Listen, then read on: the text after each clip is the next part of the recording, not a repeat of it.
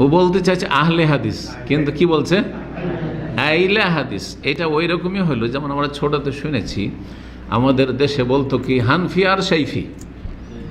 আহলে হাদিস জানতো না, এত ঝালাক ছিল যে আহলে হাদিস নাম জানতো না। আহলে হাদিসরাও আম জনগণ বলতো যে আমরা শাইফি আর ওরা হচ্ছে হানফি। একই গ্রামে দুটো মহল্লা আছে, হানফি আর কি শাইফি। কথা বোঝা গেছে? শাইফি না শাফি?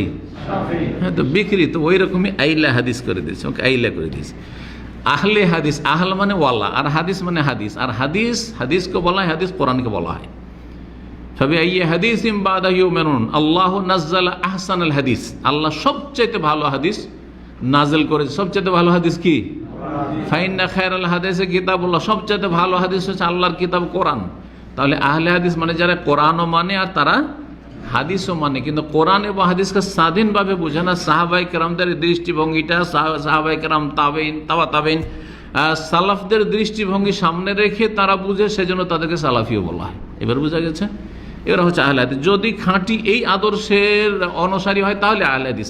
কিন্তু আহলে হাদিসদের মধ্যে লুকিয়ে থেকে যদি আবার ইখওয়ানি হয়, জামাতি হয়, তবলিগি হয়, সবার সাথে প্রীতি, তাহলে ওরা নকল আহলে হাদিস, ওরা আসল আহলে হাদিস নয়। কিন্তু সাবধান ওদের থেকে।